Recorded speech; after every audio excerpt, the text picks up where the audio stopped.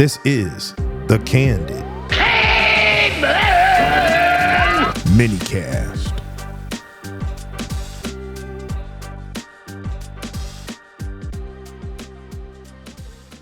Welcome back, everyone, and thanks for tuning in.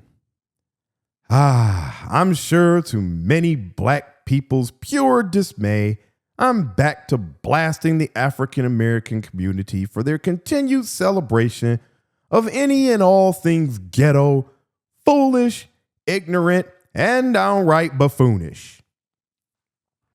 This particular episode of Why Other Races Hate Most Negroes is brought to you by a recent video that went viral of a young white girl rapping a Project Pat song in a restaurant filled with black people. And for those of you out there who don't know who Project Pat is, he's an American rapper from Memphis, Tennessee, and he's the older brother of a man named Juicy J, the co-founder of a famous rap group named the 3-6 Mafia.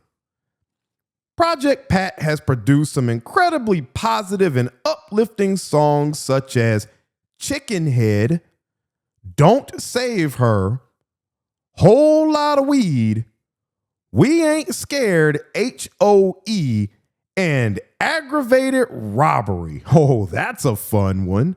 Among many other warm and nurturing songs that you just can't wait to have your young son or daughter singing along with.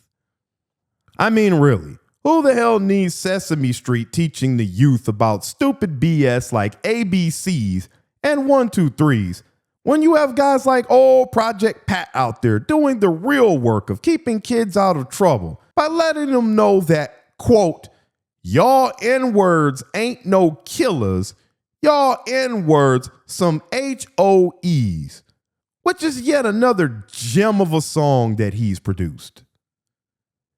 Anyway, I'll move on because this minicast is not about Project Pat specifically. It's about the same ignorant narrative that black people keep repeating and then wondering why nobody likes us. We continue to whine and complain about white people and racism and how we'll never be accepted for who we are. Yet we turn around and do the same damn thing back to other races as well. Let me be clear that yes, there are some racist white people out there who just don't like blacks and never will, no matter how we act. And of course, I'll never support that because it's wrong. But a good portion of the white people out there who may not associate with Negroes don't necessarily hate us. They hate our ratchet ass, ignorant, foolish, and downright ghetto thought processes and behavior. But conversely, black people seem to only accept people who act like damn uncivilized fools, and it continues to absolutely drive me up a wall. And it's one of the main reasons why race relations still aren't exactly where they should be. So let me begin with talking about my main issue with this viral video of the rapping young white girl and why I'm so upset about it. First off, I'm not mad about the young white girl singing or rapping a song in a restaurant full of black people. What I am upset about is A, she was rapping the lyrics to a Project Pat song, which is not something a girl her age should even be listening to, let alone be able to recite the lyrics to from memory. And B, the usual foolish and ghetto responses from the Black Peanut Gallery in the Facebook comments. You have tons of my former brothers and sisters making comments that she may actually be invited to the next ghetto town hall, otherwise known as a cookout, simply because she was rapping some idiotic gangster lyrics. So all the darkies considered her to be down or relatable because of it. And therein lies my biggest issue with this entire thing. My second biggest issue is actually the fact that black people think anyone wants to go to their raggedy ass cookouts anyway. Trust me, I've been to a few, And most of the time, the food ain't all it's cracked up to be, and there ends up being some kind of argument or fight that turns violent and results in black people showing exactly why a lot of people don't like them or don't want to be around them. Going back to my biggest issue with the ghetto town hall / cookout invitation for this young white girl is the mindset in the black community that you're only down or worthy of blacks being your friend or communicating with you if you're willing to lower yourself to ghetto levels of ignorance and buffoonery. And as usual, I'm not speaking about all blacks as a whole, because there are some black people out there with common sense that don't think this way, but the bulk of the black people do.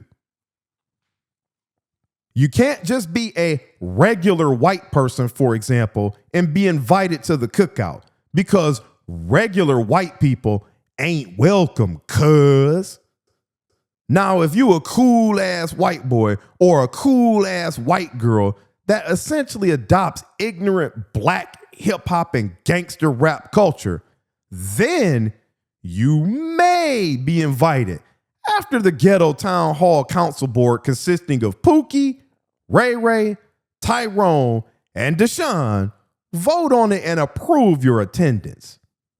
It's the most damn ridiculous stuff that I think I've ever heard in my life.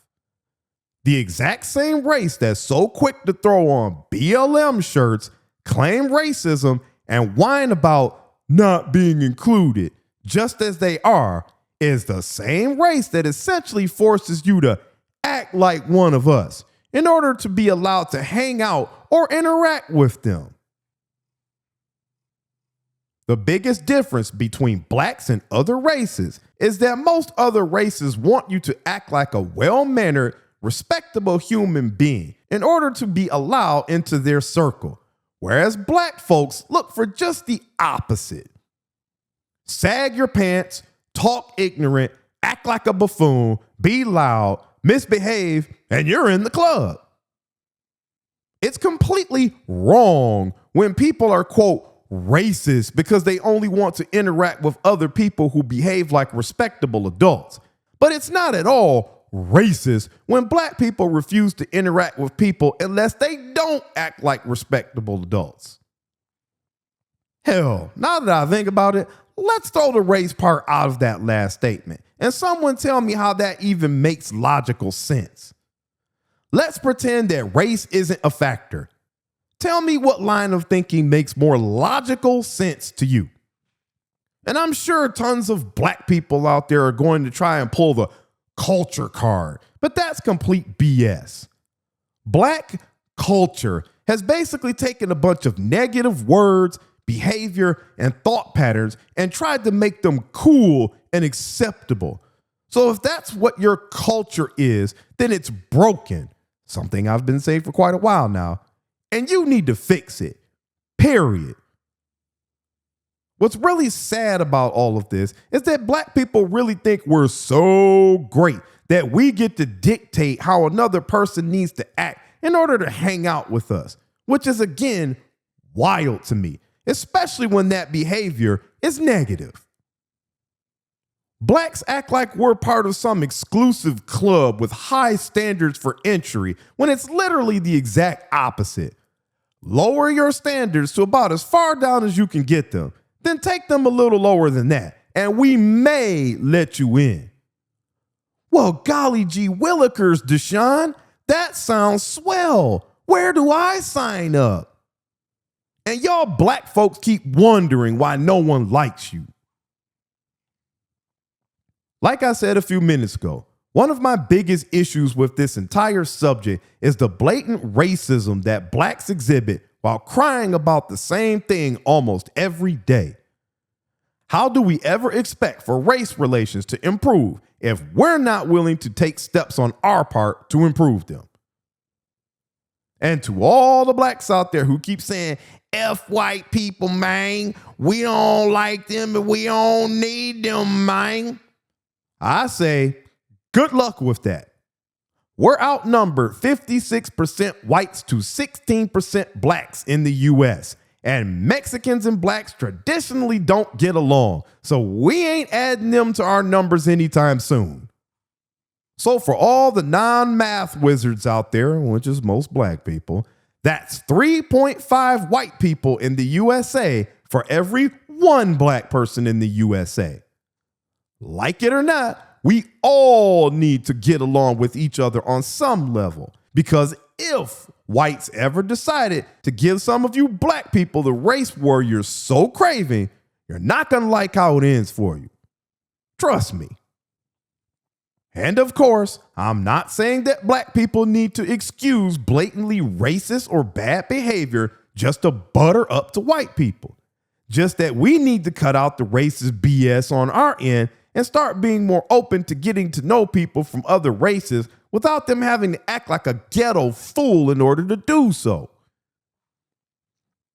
Most hood black people especially are so blind and closed-minded that they simply refuse to even entertain the thought of interacting with anyone who doesn't act exactly like what they're used to seeing or like what they're used to liking. And that's why they never do better and why we are struggling to do better as a nation. Sorry, black people, but I've just dealt with way more white people who were friendly to me and accepted me as I was than I have seen blacks do the opposite to whites. With blacks, you almost always have to act black or embrace black culture for you to be accepted into their friendship circle. And that's stupid and racist. And sometimes that includes other blacks as well. Heaven forbid you actually talk with decent English and you're not one of us anymore. I'll never forget a friend of mine who grew up in the hood, but was never into that gangster stuff, so to speak. He was very educated and got a scholarship to a major university. Once he arrived at college, he noted how much of a culture shock it was because he'd never been around white people like that before. And even though my friend wasn't into all the gangster black culture BS, he still grew up in the hood and was used to being around certain people and certain things. But instead of doing what most black people do and only hang out with people who act black, for lack of a better word, he was open to interacting with people from all backgrounds. And you'll never believe what happened. He ended up becoming good friends with a white man who he never would have met if he thought like most ghetto black people do. My friend ended up meeting his white friend and bonding over their mutual love of pro wrestling. Back in the day, they would get together, watch Monday Night Raw, and geek out over it. Oftentimes when they were watching wrestling, they would even laugh and joke at their differences. The white guy drank beer, which my friend hated, while my friend drank liquor occasionally, which the white guy hated. The white guy loved country music, to which my friend said he'd never listen to. And of course, my friend loved hip-hop music, to which the white guy said he'd never listen to. But guess what? Even with those differences, they somehow still remained friends and even managed to find some other things they had in common, like watching football, for example. Even though the white man in this example wasn't walking around behaving like some ghetto idiot fool, a black man from the hood was still somehow able to connect and bond with him through other common hobbies. I know, shocking, but it actually happened. This is a true story. Even more shocking is that during their Monday Night Raw commercial break conversations, these two interracial friends discussed cultural and racial topics and ended up gaining a much better understanding of each other's backgrounds and why their views on the world, politics, life, etc. stood where they did. My friend didn't have to act white in order to be accepted by the white guy, and the white guy didn't have to act black in order to be accepted by my black friend. Now, I don't want everyone to take my example to mean that you have to or will make friends with every single person you come across in life. because we all know that's impossible. But it does highlight the fact that friends come in all colors, accents, body types, and backgrounds. And that if black people in particular drop their ghetto, ignorant, and hood way of thinking, many of you would find that lots of corny white people still make great friends. And oftentimes, they make even better friends than your hood associates do. To wrap things up, as usual, while the rest of the hood community celebrated this young white girl rapping a Project Pat song, I got upset like I always do, and like I always will, until the black community changes their broken mindset. Instead of black people thinking to themselves, why are this girl's parents letting her listen to Project Pat? They celebrated yet another person traveling down the road to ghetto-ness and foolishness. Because for some reason, that's what black people think is cool. It also made me mad because black people are the first people to cry racism over a simple traffic stop, even if it's justified. Yet we routinely reject friendship from and even look down upon people of other races because they refuse to exhibit the same ignorant, ratchet-ass behavior that keeps the black community stuck squarely in neutral. If there was a video circulating of a black man singing country music and white people were commenting that he was welcome at their cookout or that he was a cool-ass black boy, Negroes would be up in arms and trying to resurrect the corpse of Malcolm X to lead us on a ride out at dawn and get the race war started. Bottom line, I'm sick and tired of ignorant, racist blacks giving us all a bad name and furthering the racial divide, all while behaving just like the people they claim to hate for doing the exact same thing. As always, if you're listening in on YouTube, I appreciate a like, a subscribe, or you leaving a comment. I'm continuing to try to bring you great content, and I hope that you enjoy the kind of podcast that I'm bringing to you. Thanks for listening in. I will catch you on the next one.